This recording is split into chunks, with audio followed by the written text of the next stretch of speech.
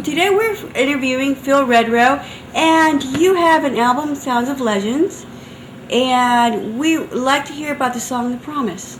Oh, okay. Yeah. The album is called Silence Takes Its Toll, and it's on a record label called Sounds of Legends. The Promise came when I was asked to do a benefit for the homeless, and I didn't really have a homelessly type song, and then I wrote it. So it ends up being one of the better things I've ever done, because I wrote it some time ago, and it's really about everything that's happening today and that's going on in our country economically, people losing their jobs, jobs leaving the country, and people who are decent, people working hard, and they got laid off and now they're on the street homeless. That's what it's about. Americana, slice of Americana. And how did Sounds of Legends come about? Well, it just one day was floating through the universe in the air, and then John Schneider grabbed a hold of it. John Beauduc Schneider, of all people, and he started this label that would put people that are not so mainstream, and maybe are mainstream, but they made unique projects, and he came up with this idea to put it on and sell some stuff. And that's what we're doing.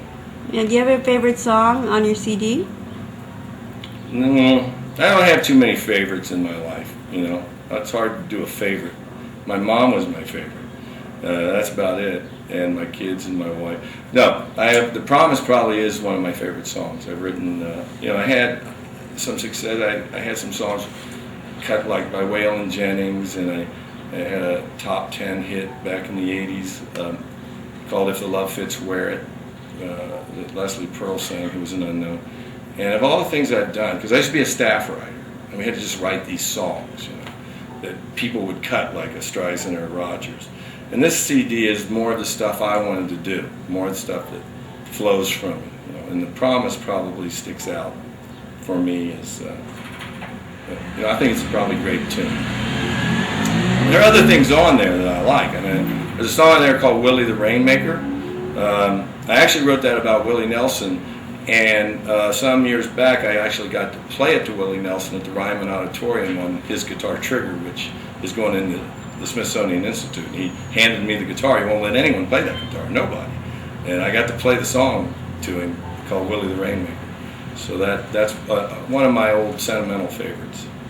Oh, that's so cool. Yeah. So the guitar is going to be there, like you say, if I touch up the guitar, play with that. Yeah, I did that guitar right there. It's going to be in the Smithsonian Institute. And, also on the CD, you got guys from Little Feat that are playing, like Billy Payne, who's one of the founders of Little Feat, and Kenny Gradney, bass player for Little Feat. And there's a group called Jack Mack and the Heart Attack, who also, there's a couple guys back me up on that. Some of the people who sang for Jackson Browne are backing up. It was really just a project we threw together quick in a day. We put all the tracks down, and it was just a labor of love. A buddy of mine, Jack Lustig, produced it. His wife Elizabeth was. We all lived right here, right near where we are right now. We moved to Hollywood, and all lived together. And she became a huge casting director.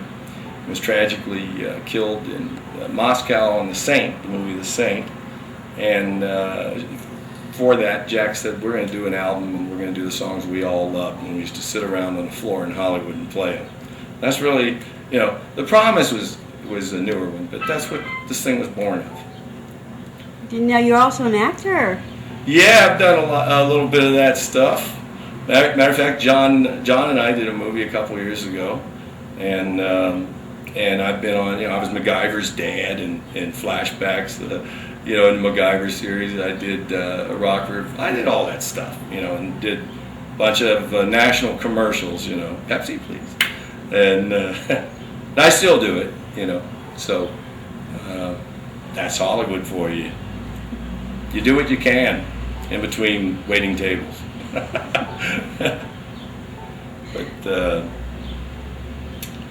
can't think of much else other than I know we talk about I did a little short thing with the Cincinnati Bengals, but it was really fascinating because on that team there was another guy named Mike Reed, and I was a quarterback, he was a tackle, and he wrote "I Can't Make You Love Me," that Bonnie Raitt did. And then my other friend played a quarterback at Ole Miss, and he wrote "Midnight Train to Georgia." So here you got this jock thing going on. It was always weird because I wrote songs that were like Springsteen and Cougar and Dylan, but I looked like, you know, Terry Bradshaw walking through the door. It never quite fit. People couldn't figure that out. But I sure hope people go on Sounds of Legends and check it out. There's some great stuff on there, and we really appreciate that support. This is music we feel needs to be out. And frankly, you know, to go back to the promise, I think that's something that needs to be heard and seen by everybody. It was something I wish we could have gotten in the Obama campaign, and I'm sure you're going to play a little piece of it, right? You are going to play it, aren't you? I paid you enough money. Do you need more? Here.